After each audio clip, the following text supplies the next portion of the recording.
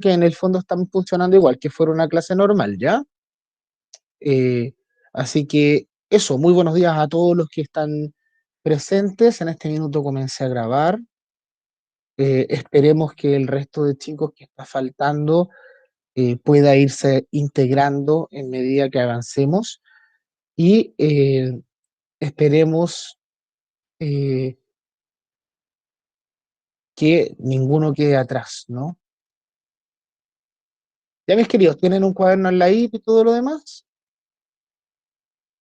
Supongo, porque si no lo tienen, yo creo que este es el momento indicado para poder hacerlo. ¿Ya? Y lo otro, voy a proyectarlo yo, pero si alguno también quiere irlo trabajando desde su propio computador, el poema se llama Soliloquio del Individuo. Se me fueron las cámaras. Ah, la sola. Soliloquio del Individuo. Muchos de ustedes me dicen que ya recuerdan haberlo leído, por lo tanto no debería ser novedoso. O sea, debería ser novedoso, pero no debería ser extraño. Vamos a partir, chicos, hablando de lírica, ¿no? Vamos a partir diciendo que en poesía existe una unidad mínima. ¿Se acuerdan lo que era unidad mínima? ¿Alguno? Aquí todos los que sean matemáticos me pueden ayudar. ¿Qué significa que sea una unidad mínima?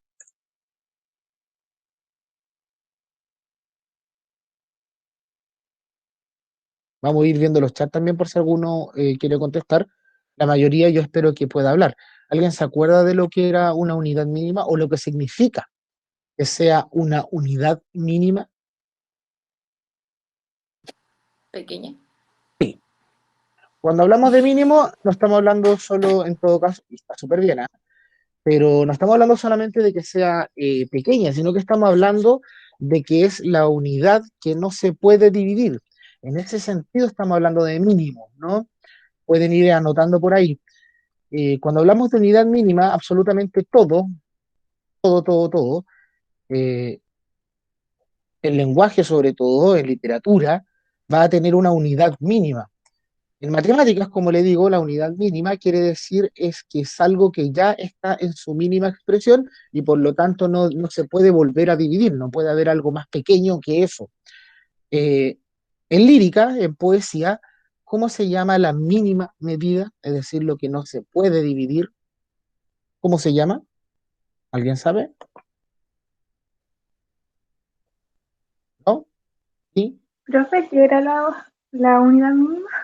Cuando usted tiene algo pequeño, algo mínimo, pero que ya no puede seguirla dividiendo, es decir, ya no puede disminuirlo más.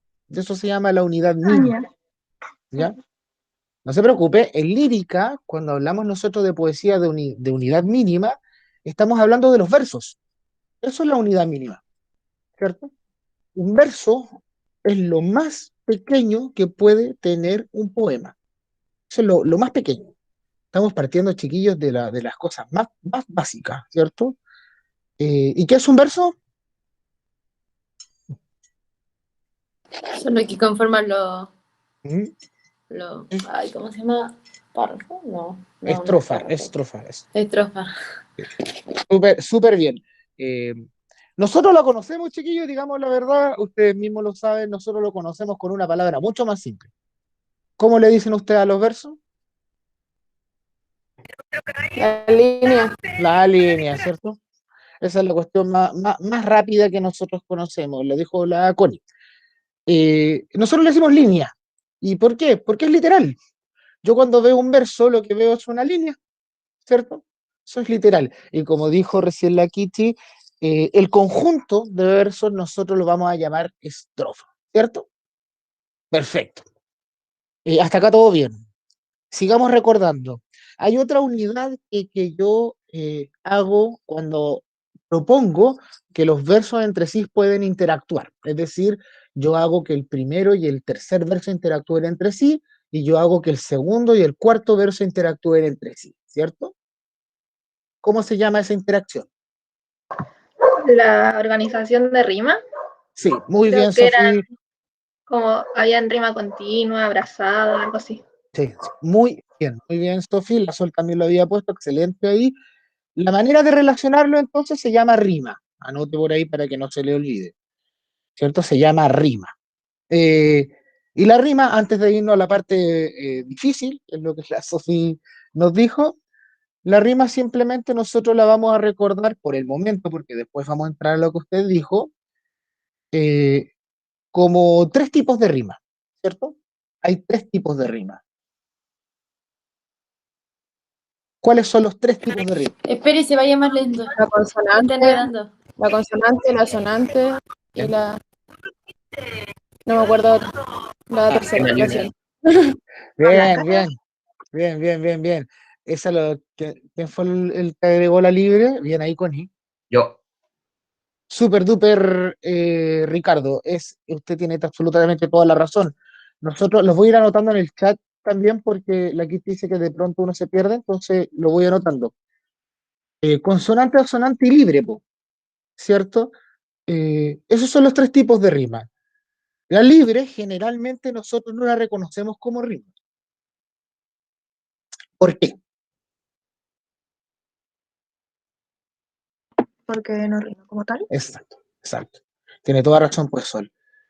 Muchas veces uno se le olvida que la rima de verso libre es una rima, pero claro, como para nuestros ojos no tiene una rima, la dejamos de lado, ¿no? Ahora, no basta con decir, por ejemplo, eh, a mí me gusta la leche con chocolate, y alguien me diga, no, pero eso es verso libre. No, pues chiquillo. Lo que yo tengo que hacer es que yo tenga la intención de que eso sea un poema, una rima, un verso. Que yo tenga la intención. No basta, ¿cierto?, con que yo diga, eh, me gusta que llueva café en el campo. No, tengo que tener la intención de que sea una rima, ¿ya? Así que ojo ahí, porque muchos dicen, no, pero es que, profe, yo también hice rima. No, tiene que tener la intención de que sea un poema. No puede ser cualquier cosa, ¿ya?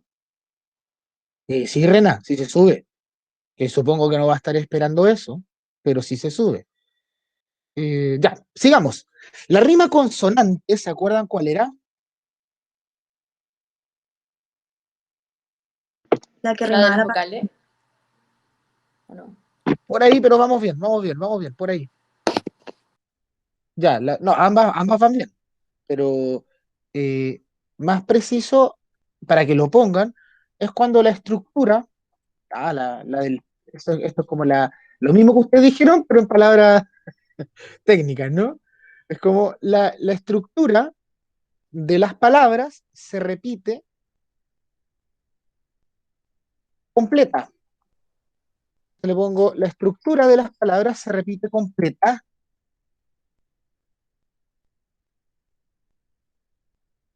desde la acentuación en adelante. Esta definición es la que usted ha anotado todas las veces en su cuaderno, todos los años en su cuaderno. ¿Ya? Es repetir la estructura completa de la palabra desde la acentuación en adelante.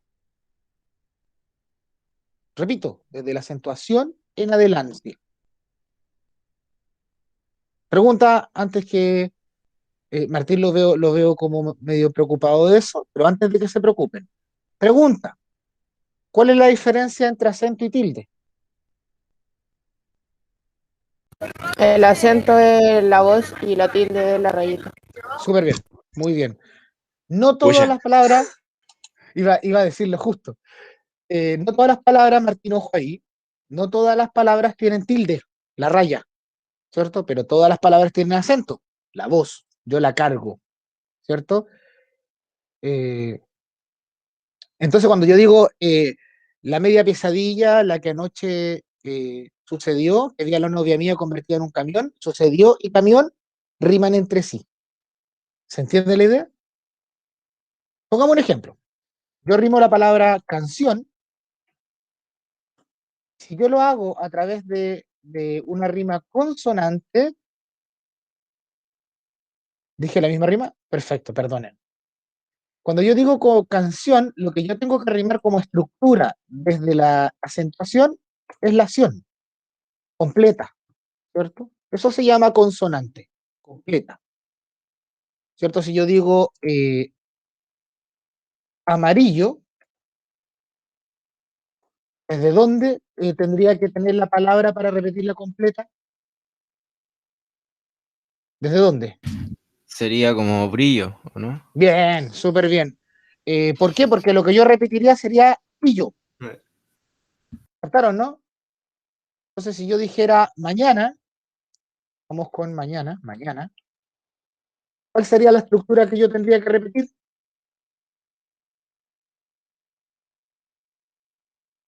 Caña. Cerca, casi, pero vamos cerca. La palabra es Ana, ¿no? Todo lo que finalizara con Ana. Ahora, vamos a la pregunta más, ¿por qué? Porque mañana la acentuación está en Ana, ¿cierto? Eso es lo que se llama entonces repetición de estructuras desde la que está acentuada, ¿cierto? Que no es lo mismo que tildada, ojo con eso. Bueno, y así con cualquier palabra, ¿no? ¿Qué tiene que preocuparse ahí, chiquillos? Y ahí lo que hacíamos antes, no sé si les puede servir como dato, por si a alguno se le olvida, es pegar con el lápiz, ¿no? Usted pega con el lápiz en la mesa y la parte que más cargue, esa es la acentuación, ¿cierto? Es lo más viejo. Bueno, más viejo que eso era aplaudir, pero supongo que ustedes no van a estar aplaudiendo. Así que ahí tienen un dato que le puede servir. Bueno, asonante, por el contrario, asonante, por el contrario, o por su parte, si usted prefiere, eh, si la consonante voy a repetir toda la estructura desde la acentuación, en la asonante, ¿qué voy a hacer? Cuéntenme. ¿Se repiten las vocales desde la acentuación? Súper bien, Sol, muy bien ahí. Solo las vocales.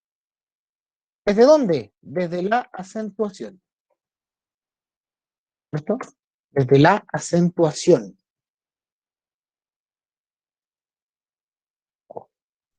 Creo que puede repetir la definición de sonante.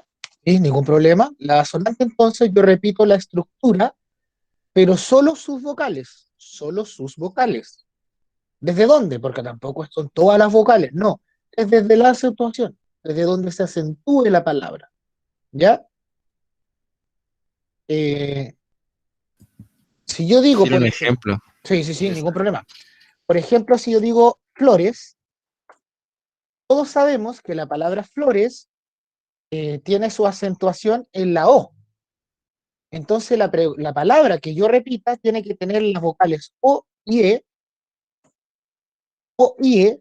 pero la acentuación en la O. Por ejemplo, claro, Claudio tiene razón, ¿no? Pero para que no sea tan eh, de pueblo, digamos, oye.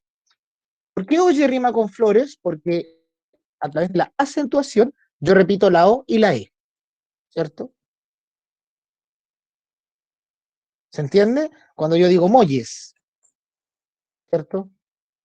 Estoy haciendo, repitiendo la O y la E desde la acentuación. Eso se llama eh, rima acentuada, ¿cierto? Repito solo las vocales, ¿cierto? Si yo digo canción, para repetir lo que estaba diciendo arriba, y yo la quiero rimar a través de este tipo de rima, yo lo que tendría que hacer es repetir una palabra que finalice con O, aunque no tenga el mismo final de canción. Por ejemplo, midió, ¿no? Si yo digo midió, lo que yo estoy haciendo es repetir la vocal acentuada. En canción es la O, tiene tilde, y en midió es la O. ¿Se entendió, no? Entonces, canción con camión es rima consonante. Si yo digo canción con midió, es rima asonante. Esa es la diferencia. Todo bien, ¿no? Nos vamos a ir acordando en todo caso a lo largo de todo esto, de todas estas cosas.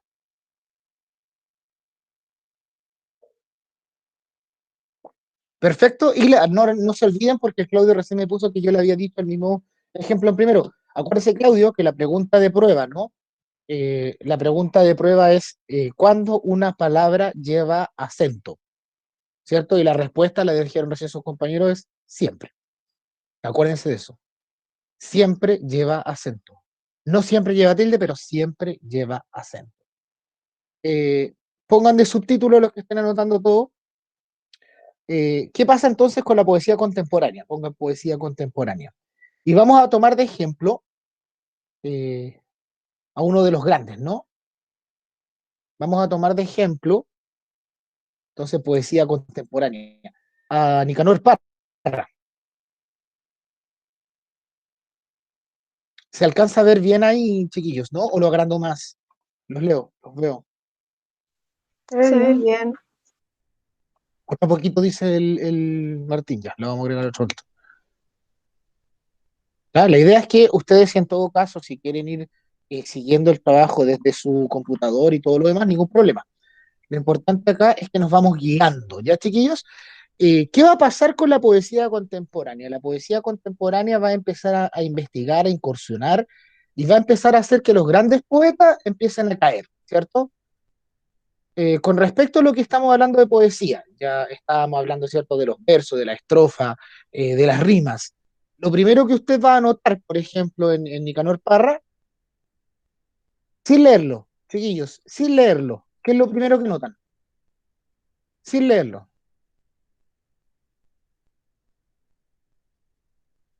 Que no está en estrofa. Muy bien, Sofi. Exactamente, Sofi. Y ese es el primer cambio que va a tener la poesía contemporánea, ¿cierto? Que la poesía contemporánea un poco va a buscar hacerse notar no siguiendo la estructura, ¿no? Entonces, si nosotros decimos que la unidad mínima es el verso, ahí hay versos, lo pueden ver ustedes, son las líneas, ¿no? No son muy largas, ¿cierto? Y por otro lado, va a decir que hay estrofas, lo primero que usted va a notar es que no hay estrofas, pues mire, se nota, ¿no? Se nota que no hay estrofas, no hay estrofas. Lo segundo que vamos a notar es que se supone que yo tengo que contar la cantidad de sílabas para construir un verso. Todos sabemos que los versos no deberían ser muy largos, ¿cierto? Todos saben eso, ¿o no? ¿O es novedad? Hagan así, ¿sí? ¿Sí? ¿Sabían que los versos tienen que ser cortitos? Usted se va a topar en la poesía contemporánea que los versos van a ser extremadamente largos. Primero, no van a tener estrofas. Segundo, los versos van a ser largos.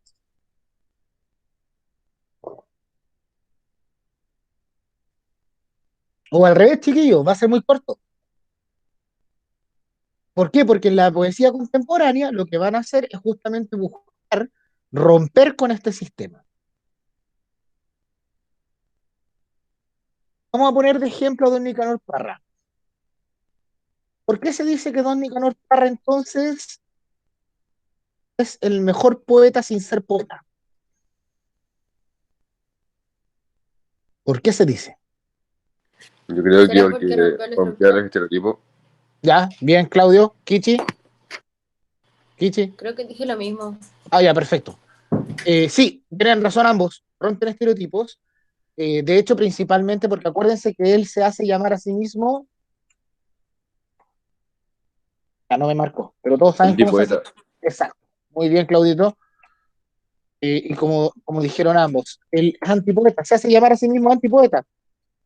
¿Y por qué? Por lo que acaban de decir tanto la Cristi como el Claudio. El tipo rompe los estereotipos, rompe los esquemas de la poesía y va en contra de lo que se supone que es la poesía, ¿cierto? Si dicen que el verso mínimo, Don Nicanor va a ser el máximo. Entonces va a ser un verso gigante, ¿cierto? Si dicen que las poesías llevan estrofas, Don Nicanor no va a tener estrofas, ¿cierto? Y ahí usted lo ve con el ejemplo que yo le puse. ¿Qué más se dice de la poesía, queridos niños, para que vayan anotando? Se dice que la poesía es divina. ¿Por qué divina? Cuéntenme. Porque habla de puras cosas, por así decirlo, como elegantes, cosas así, pero Nicanor Parra puede hablar de una silla. Sí, toda la razón. Históricamente, chiquillos, para que ustedes lo tengan, históricamente desde la época de los griegos, para que puedan tenerlo presente, acuérdense que todo este tipo de cosas les sirven para después responder. Históricamente, desde la época de los griegos, se entendió que la narrativa, La narrativa, los cuentos, la novela, eh, existían para poder contar historias donde los hombres interactúan con los dioses, ¿cierto? ¿Se acuerdan de eso? Sí, perfecto. De hecho, la narrativa iba de la mano con la dramática, ¿cierto? ¿Por qué? Porque la narrativa nos contaba la historia y la dramática ponía a un hombre que sufría esto. Eso era lo antiguo. Mientras que la lírica, la poesía, estaba asociado a Dios. Entonces los temas de poesía eran de dioses. Todo lo relacionado con Dios. Ángeles, demonios, almas, espiritualidad, ¿cierto?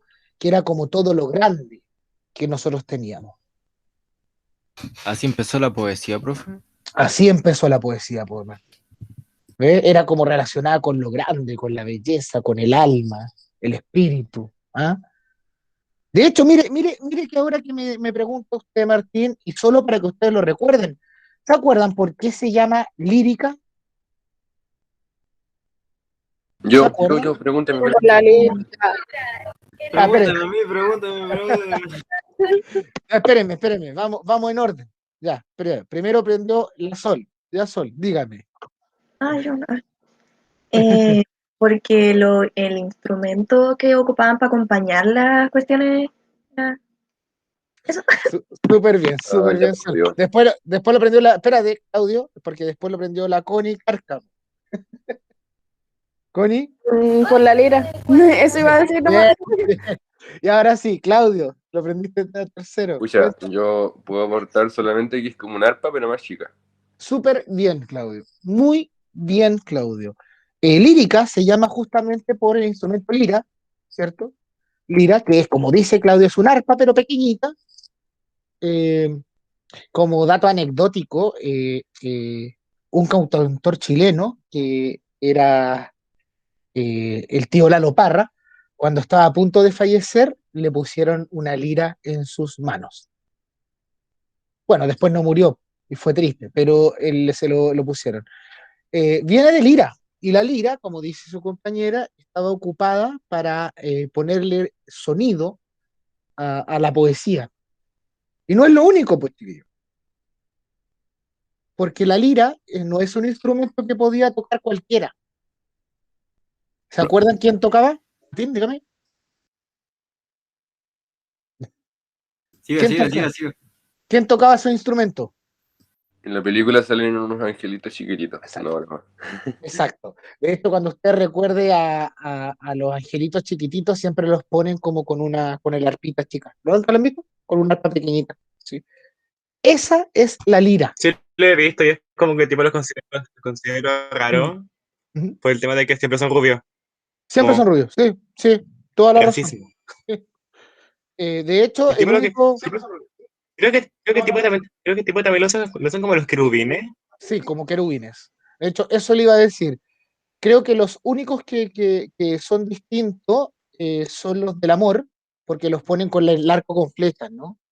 Entonces se supone que es la flecha del amor y la cuestión. Pero el resto son todos con lira, ¿cierto? Para que lo tengan presente. O sea que la poesía, la lírica, está tan relacionada con Dios, con el alma, con el espíritu, que incluso se llama lírica por el instrumento lira que tocaban los ángeles. ¿Se dan cuenta? O sea, el pasado de la poesía está totalmente relacionado con lo divino, con lo trascendental, si alguno quiere poner después en la prueba una palabra bonita, trascendental, ¿cierto? Hasta que aparece la poesía contemporánea y dice, no, po, si yo voy a hacer poesía, puedo hacer poesía a lo que yo quiera. Y si la poesía dice que hay que hacerlo para Dios, para el alma, para el espíritu, para los ángeles, yo lo voy a hacer para el hombre, ¿cierto? Y aparece una persona que ustedes conocen, que además dice, no, po, para mí la poesía lo más importante es demostrar mi gusto, y a mí me gusta la comida. ¿Quién fue ese? ¿Alguien sabe quién fue ese? No sé, pero esos son como las odas, ¿o no? Sí, las odas, muy bien. ¿Quién fue? ¿No? Nuestro odiado por mucha gente Neruda, ¿cierto? Neruda es un poeta contemporáneo porque justamente, Pablo Neruda, porque justamente lo que hace es tomar la poesía y escribir de temas que supuestamente no eran poesía. Eso que usted ve que Neruda tiene la oda a las papas fritas, la oda a las palomas, la oda al gato, eh, la oda al castillo de Congrio, ¿cierto? Por eso lo tiene. Se me fue una persona que fue la Vale, ¿o no? Sí, se me fue la Vale. Por eso usted lo tiene, po. Así que si alguno por ahí cree que Don Nicanor Parra fue el único que se atrevió, no. La poesía contemporánea tiene mucho de esto, ¿ya? Partiendo por Neruda. Ustedes conocen a Neruda. El siempre odiado Pablo Neruda. De hecho, recuerden ustedes que esto va a dar pie para que la nueva poesía contemporánea sea más atrevida. Ya llegará Niñir, que lo vamos a leer también en conjunto, que hace una canción a la cabra punk, ¿cierto? A la cabra punk, ni siquiera a la niña, a la cabra punk, y dice, quiero besar tus ojos y tragarme, ¿cierto? Como que ya lleva la poesía a algo que se suponía que por nada del mundo debería existir. Dicho eso, vamos a tener entonces que Soliloquio del Individuo va a representar, voy a ver que alguien me escribe. Sí, es súper odiado Pablito. Supongo que lo sabe la gran mayoría, ¿no? Sí, es súper odiado. ¿Por qué, profe? Porque Neruda, en el fondo, muchas de las cosas que hizo en vida se fue contrario a lo que él realmente hablaba, ¿no? Muchas de las cosas. Por ejemplo, el tema del machismo, el tema de que en su propia biografía, autobiografía, cuenta que él realizó una violación a una asistente, una nana, el que haya dejado abandonado a su propio hijo por salir con un trastorno, el que nunca reconoció a ese hijo, el que haya jugado con los sentimientos de las mujeres y muchísimas cosas más que después podemos ir hablando en todo caso. O sea, ¿Claudio? yo solamente sabía que era mal orador, pero nada más que eso. Ah, no, no, no, en el ámbito de poesía sí, por supuesto que sí. De hecho, búsquenlo en YouTube, po. Se van a aburrir, es malísimo hablando, ¿cierto? Tiene toda la razón. Pero no, en el ámbito de la poesía fue por eso, fue porque el tipo es la representación de las funas actuales, literal, en serio. Bueno, después podemos hablar de esos temas. Sí, la representación, Connie, literal. Ahora van sabiendo, la Connie Salinas tampoco sabía. Después van a ir sabiendo. El libro se llama Elegí. No, no me acuerdo, pero ya me voy a acordar. De ahí cuando me acuerde se los digo. Ya, sigamos. Entonces, volviendo a Nicanor Parra, no va a ser casualidad, chiquillos, vayan anotando entonces, no va a ser casualidad que ya desde el título nos demos cuenta, aparte de lo que ya dijimos, que era el tema de no presentar estrofas y que los versos pueden ser largos o cortos. Fíjese, mire, ¿se dieron cuenta? O sea, da lo mismo aquí para él que este sea parecido a este, que este sea... No, no, da igual. Da igual que sea corto, que sea largo, da lo mismo. Pero partiendo desde el título ya se nota, po. Soliloquio del individuo. Eh, ¿Qué es un soliloquio? ¿Usted se acuerda? Una palabra de teatro, ¿no? ¿Alguien?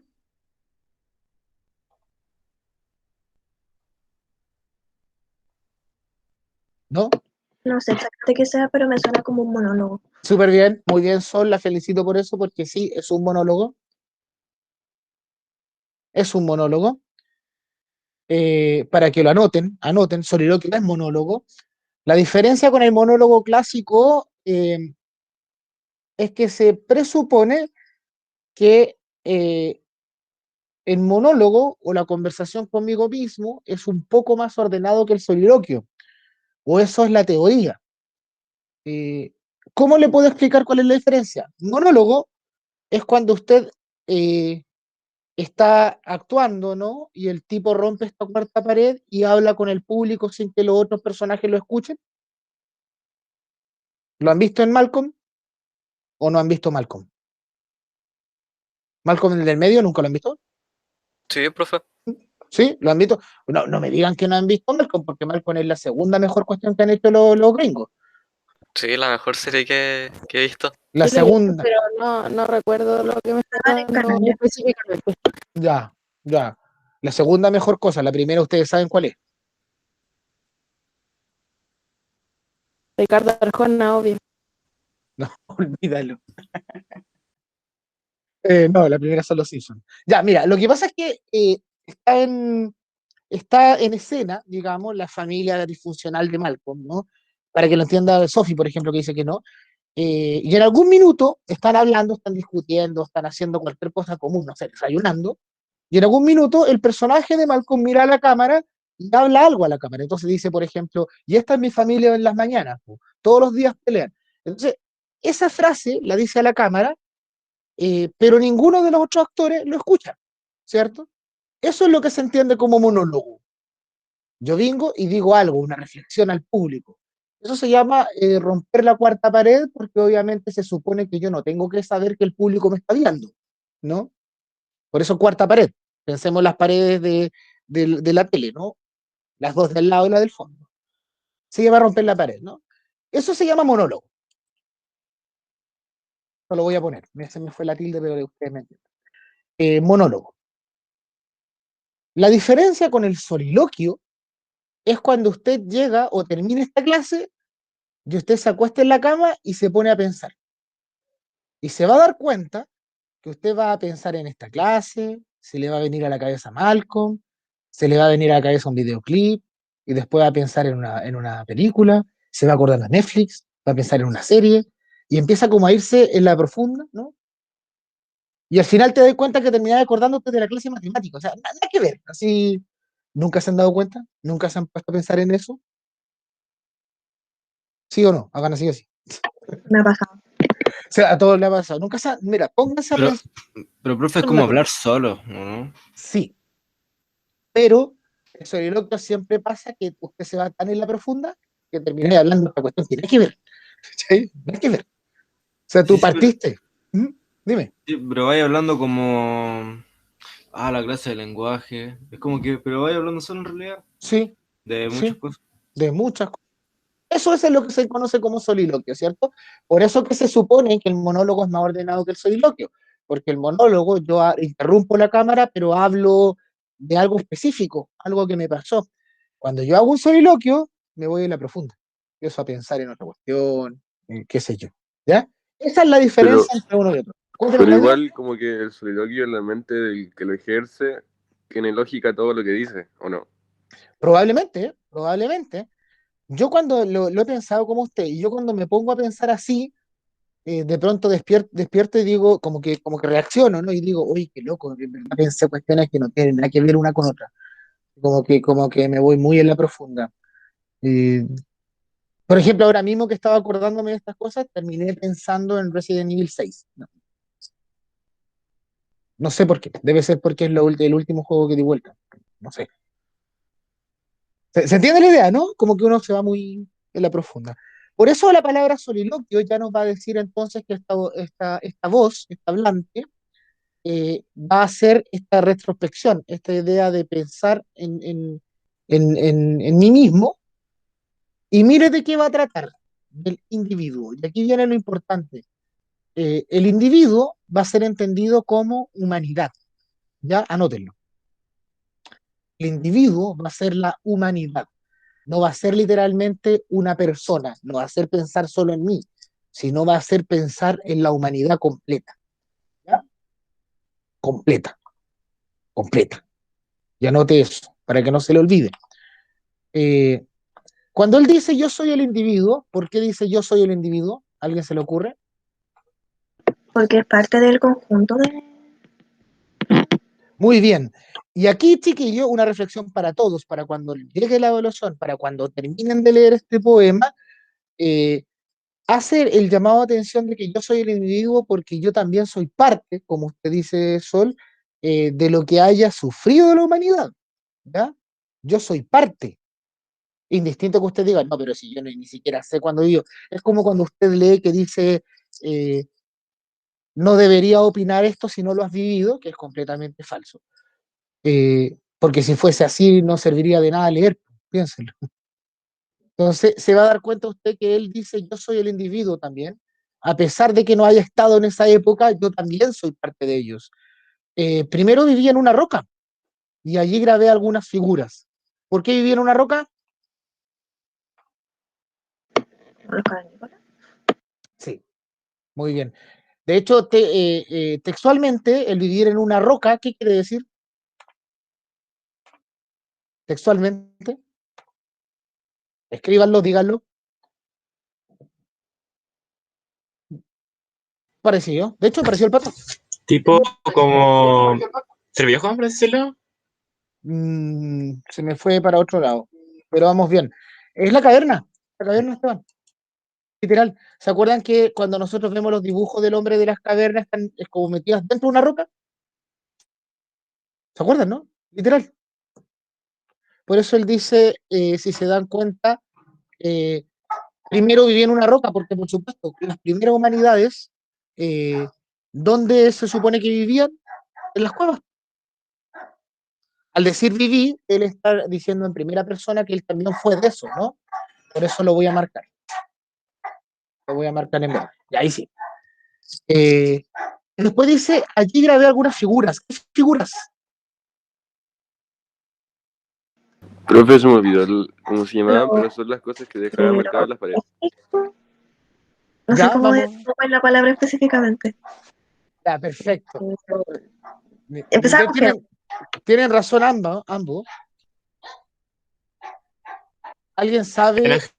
Eran jeroglíficos. Sí, la palabra jeroglíficos que No me salía la palabra. sí, que para que lo anoten, que a nivel de dibujo se llamaban pinturas rupestres, ¿no? Que estaban grabados en las rocas. No sé si lo recuerdan. Que de hecho cuando lo muestran en las televisión muestran como el clásico mamut con muchas personas tratando de cazarlo, ¿no? Ese dibujito, esa pintura se Personas llamaba de palo pintura con rupestre. lancha. Esa misma, ¿cierto? Pintura rupestre, para que lo anote. No se preocupe, Tabata, después le hablo. ¿Cierto? Luego busqué un lugar más apropiado, obvio, la humanidad avanzó, dejó de vivir en rocas y por eso dice, yo busqué y yo soy el individuo. Alguno de ustedes podría decir, ya, pero no lo hizo él. Por supuesto que no. Se entiende que él está hablando desde sentirse parte de la historia a pesar de que no sea él, ¿no? Primero tuve que procurarme alimento. ¿Por qué procurarme? ¿Qué querrá decir procurarme alimentos? Profe, que con todo lo que dijo ya se sabe el año, por decirlo así, ¿o no? De alguna forma, tiene toda la razón Martín, de esto es una cosa que vamos a darnos cuenta hacia el final. ¿Sí? Esto va temporalmente. Lo digo porque vivió en caverna y me escribió cuestiones y todo eso. Súper bien, de hecho sí, tiene toda la razón. Técnicamente yo ya podría ver más o menos en qué año parte la humanidad. Ahora, ustedes saben, solo como paréntesis, porque tiene que ver con este poema, ¿usted sabe, por ejemplo, desde cuándo existe la humanidad? ¿O cuál es el hecho que hace que la humanidad exista? ¿Cuál es el hecho? ¿No? De un meteorito. Parecido, tiene cosas que ver. Lo que pasa es que mucha gente dice que la humanidad existe desde mucho antes que estuvieran, de hecho hay muchos conspiranoicos, búsquelo después por internet, que dicen que incluso habían sociedades antes de las que nosotros conocemos. Ese cambio se llamó escritura, ¿no? Escritura. Escritura entendido no como las letras o el alfabeto que nosotros tenemos, sino como el modo de comunicarse.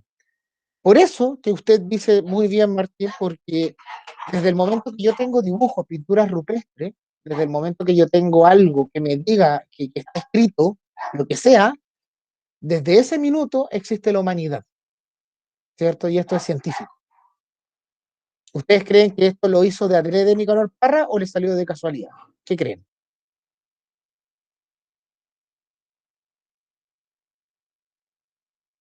¿Habrá sido la intención?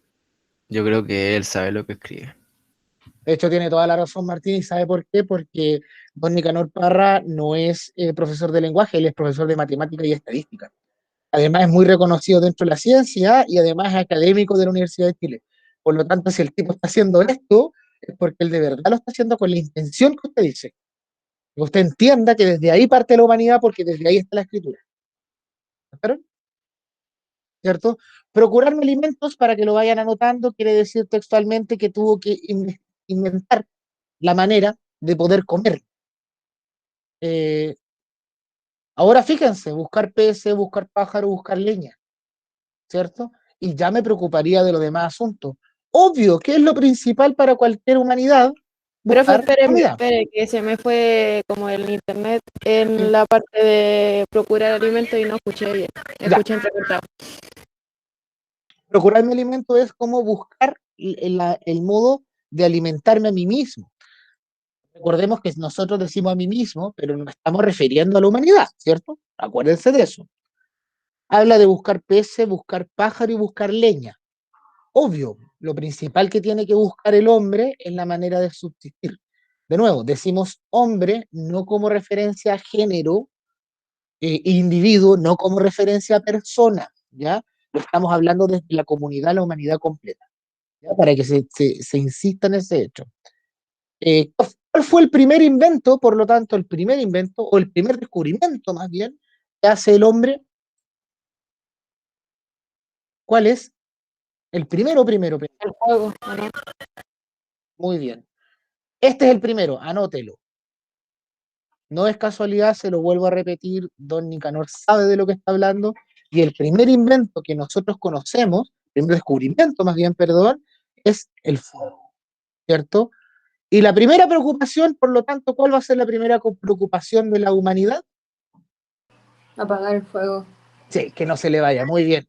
Por eso que la primera preocupación va a ser encontrar leña, porque si se le apaga el fuego, en el fondo sabemos que es una sentencia, ¿no?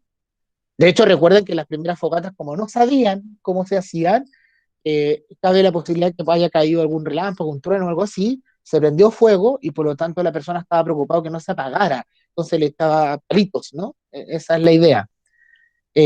Por eso yo soy el individuo, ¿cierto? Porque traté de buscarlo. Sigamos. Al mismo tiempo me pregunté, fui a un abismo lleno de aire y me respondió una voz. ¿A qué le suena esto?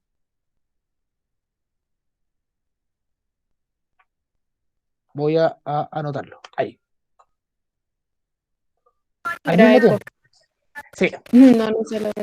sí, muy bien. ¿Y qué querrá decir cuando dice al mismo tiempo me pregunté? ¿Qué se habrá preguntado? ¿Cuál es la pregunta más antigua de la humanidad? Sí, Kichi, tiene toda la razón.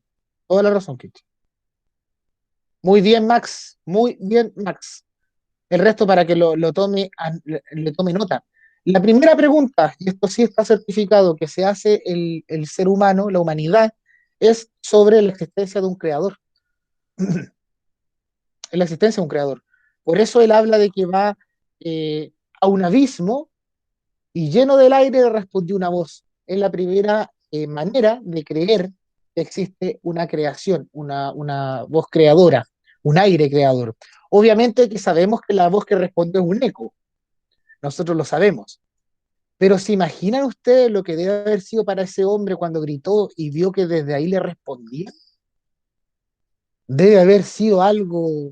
Es como nosotros mismos cuando somos niños, ¿no? Y gritas al eco, ¿nunca lo han hecho?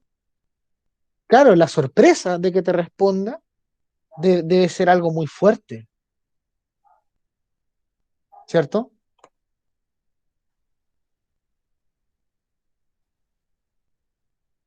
¿No? Sí. Bueno, para terminar en todo caso el poema ahora, la parte de ahora, se van a dar cuenta que se cambia a otra roca, es decir, se va a otro cueva, vayan anotándolo, y ahí también graba figuras, ahora de nuevo hace ríos, búfalos, y termina grabando una serpiente, pero aquí viene algo mucho más importante que eso, que es el hecho de cambiarse de roca. ¿Qué significa para la humanidad que el tipo se haya cambiado de roca? ¿Qué significa? Que ella deja, Que o está sea, evolucionando. que pruebe cosas nuevas. Sí, y ambos tienen razón. Y tiene una explicación que es totalmente lógica. Primero, está buscando cosas nuevas. Segundo, como dice Martín, va en una evolución. Porque las primeras civilizaciones, acuérdense que todavía no descubrían ¿qué fue lo que permitió que las civilizaciones se quedaran en un lugar, que dejaran de buscar? La aldea. Sí, sí, muy bien. ¿Qué más? ¿Qué fue lo que se hizo? ¿Qué fue lo que hizo? Sí. La agricultura. Muy bien, Felipe, la agricultura, ¿cierto? La agricultura permite que el humano deje de andar de pueblo nómade, buscando dónde encontrar el alimento para acentuarse en un lugar, ¿cierto? Cuando el poema dice, me cambié a otra roca y ahí también grave figura, lo que está hablando, está diciendo que el pueblo todavía no descubre la agricultura y por lo tanto todavía no se puede acentuar en un lugar específico, ¿cierto? Todavía está buscando dónde hacerlo. Todavía no aparece la agricultura. Ya, y solo para terminar entonces, hay dos tipos de pueblos, ¿cierto? El pueblo nómade. ¿Cuál es el pueblo nómade?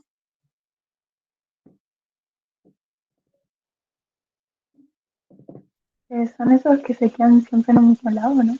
Parecido, son los que se cambian constantemente. Y justamente por lo que estamos hablando, Sofi, para que lo tenga presente eso, se cambia porque, claro, como no tienen asentamiento, no descubren la agricultura, tienen que andar buscando, ¿no? Pescar, cazar y qué sé yo. ¿Y cómo se llaman los pueblos que se acentúan en un mismo lugar? Sedentario. Muy bien, los pueblos sedentarios, ¿cierto? Ahí tiene la diferencia. Cuando la humanidad se vuelve sedentaria es cuando justamente empieza a darse cuenta que puede cultivar en un mismo lugar, ¿cierto? Que ya no necesitan darse cambiando. ¿Qué les pareció? Habla de mucho el poema, ¿no? ¿Sí? Habla de mucho. Está de pana el poema, pero si le soy sincero no lo hubiera entendido sin usted. Perfecto, muchas gracias en todo su caso por el cumplido, Martín. Seguimos la próxima sesión, seguimos trabajando el mismo poema.